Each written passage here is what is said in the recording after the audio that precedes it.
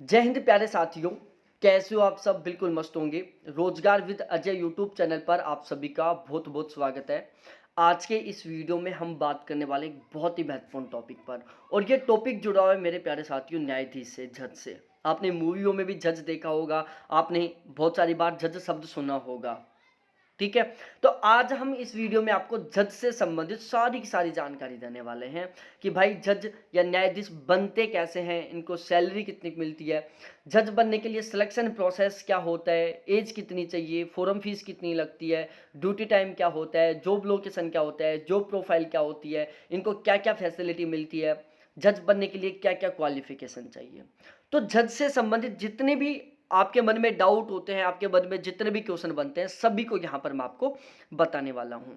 तो एक वीडियो को लाइक बनता है, वीडियो को शेयर भी बनता है, और आपने चैनल को सब्सक्राइब नहीं किया तो प्लीज़ एक बार चैनल को जरूर सब्सक्राइब करें, क्योंकि इस चैनल के माध्यम से आपको बिल्कुल इसी तरीके की बहुत अच्छी जानकारी मिलती रहेगी। और इस चैनल से आपको हर बार एक नया ज्ञान मिलेगा, आपको कुछ नया सीखने को मिलेगा, और आपके फ्यूचर के लिए बहुत अच्छा ज्ञान मिलने वाला है यहाँ से।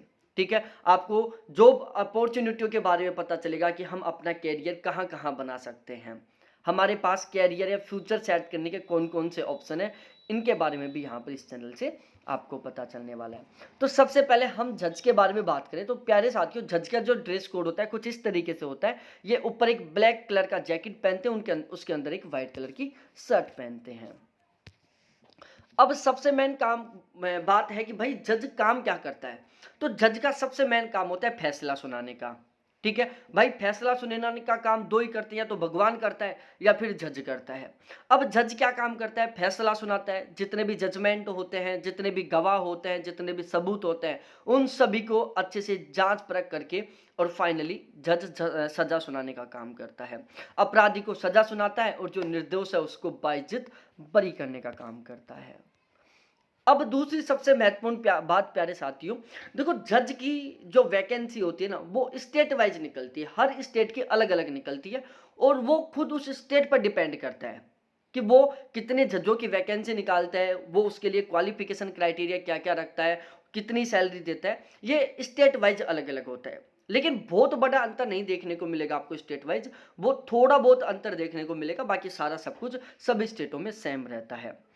अब जो जज की वैकेंसी है वो दो तरीके से आती है, या तो स्टेट वाइज आएगी, जैसे यहाँ की जो भी पीसीएस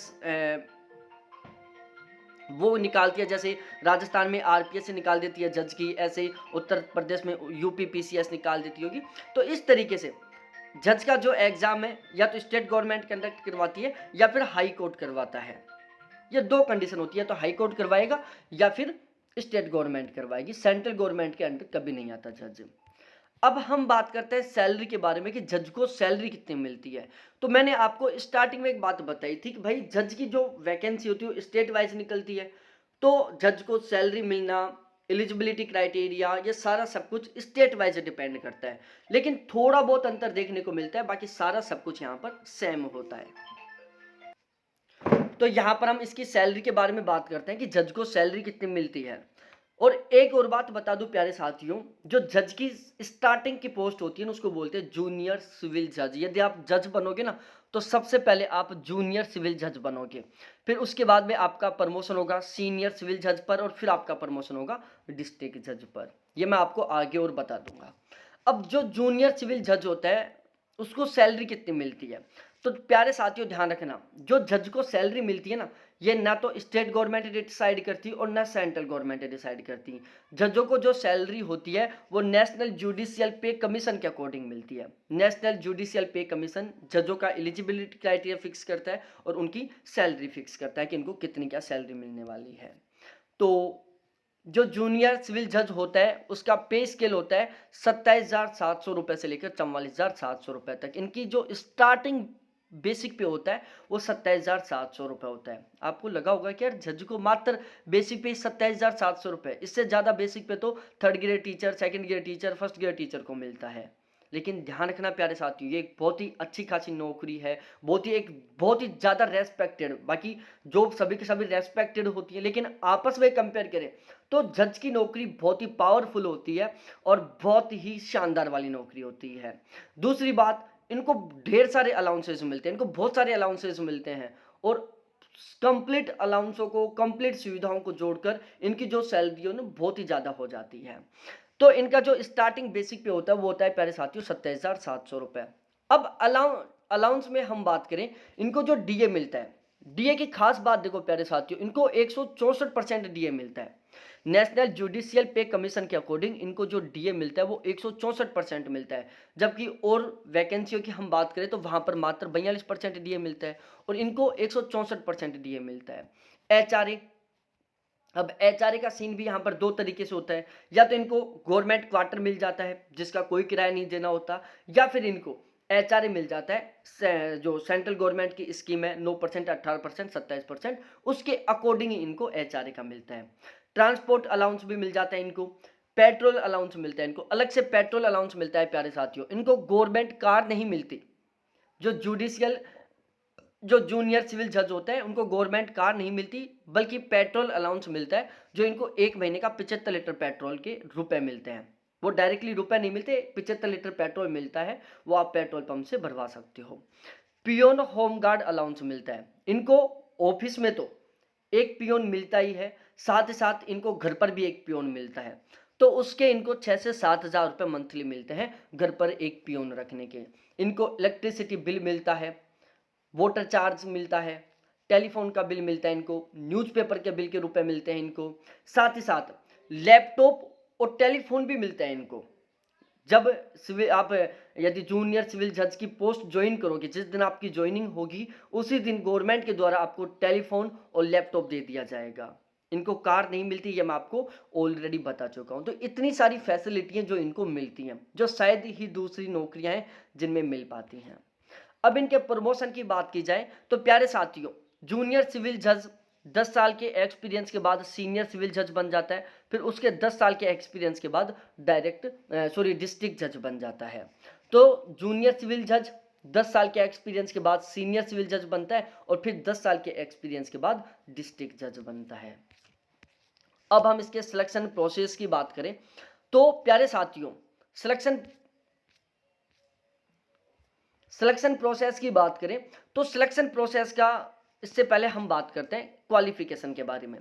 देखो क्वालिफिकेशन में क्या चाहिए, एलएलबी चाहिए।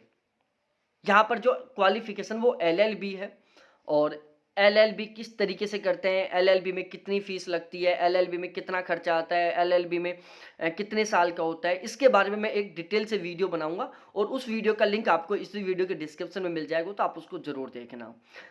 तो जज के लिए जो क्वालिफिकेशन है वो एलएलबी चाहिए, और एलएलबी में भी कंडीशन है कि यदि आप जनरल ओबीसी ईडब्ल्यूएस से हो तो आपके एलएलबी में एग्रीगेट 50% मार्क्स होने चाहिए।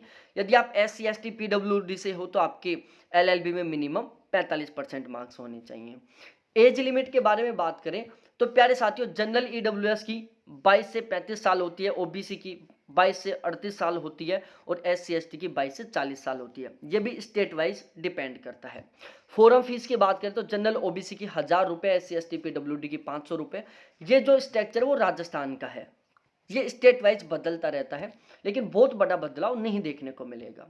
अब हम सिलेक्शन प्रोसेस की बात करें, देखो सिलेक्शन प्रोसेस के लिए इसमें 3 फेज होते हैं। पहला होता है प्रीलिम्स, उसके बाद होता है मेंस, और फिर होता है इंटरव्यू। अब सीन क्या होता है, जो प्रीलिम्स होता है वो ऑब्जेक्टिव टाइप का होता है, जो केवल पासिंग नेचर का होता है। प्रीलिम्स के मार्क्स आपके कभी भी मेरिट में नहीं जुड़ते, प्रीलिम्स तो केवल आपको पास करना होता है। जो लोग प्रीलिम्स पास कर जाते हैं वो मेंस देते हैं, और मेंस के जो मार्क्स हैं वो आपके मेरिट में जुड़ते हैं। अब जिन लोगों का मेंस क्वालिफाई हो जाता है उनका इंटरव्यू होता है, और इंटरव्यू के मार्क्स भी मेरिट में जुड़ते हैं। तो जो फाइनल मेरिट लिस्ट होती है ना, वो मेंस और इंटरव्यू के मार्क्स से बनती है। ठीक है, तो सिलेक्शन में मेंस और इंटरव्यू दो बहुत महत्वपूर्ण होते हैं। अब यहां पर हम बात करें प्रीलिम्स, प्रीलिम्स का सिलेबस होता है, लो का कुछ पोर्शन आता है और कुछ पोर्शन जनरल अवेयरनेस का आता है। मेंस में प्यारे साथियों 4 रिटन पेपर होते हैं, एक तो लैंग्वेज का पेपर होता है, और 3 यहाँ पर आपके लो के पेपर होते हैं, और फिर आपका इंटरव्यू होता है। और जो फाइनल मेरिट लिस्ट है ना, वो मेरे प्यारे साथियों आपके मेंस के स्कोर और आपके इंटरव्यू के स्कोर के बेस पर बनती है। तो ये सारा प्रोसेस था जज बनने के सिलेक्शन प्रोसेस का, जो आपको बहुत अच्छे से समझ में आ गया होगा।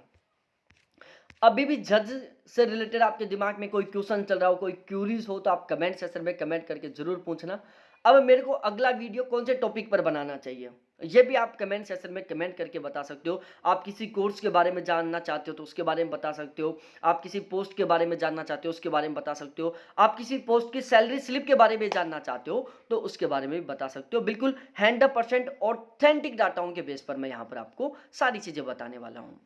वीडियो अच्छा लगा होगा, आपको मोटिवेशन मिला होगा कि यार मेरे को भी जज बनना चाहिए, सारा बिल्कुल सिंपल प्रोसेस है। तो प्लीज़ आप एक बार वीडियो को लाइक करना, अपने दोस्तों के साथ शेयर करना, और जब भी डिमोटिवेट हो तो एक बार मैं सैलरी स्लिप का वीडियो बनाऊंगा, उसको बार बार देख लेना। तो सैलरी स्लिप का वीडियो जल्द ही आने वाला है कि जज को सैलरी कितनी मिलती है। तो उसके लिए प्लीज़ एक बार चैनल को जरूर सब्सक्राइब कर लो, बेल आइकन को जरूर दबा देना, जिससे कि आप वो वीडियो मिस ना कर पाओ। तो बहुत बहुत धन्यवाद आपको देखने के लिए। Thanks, bye.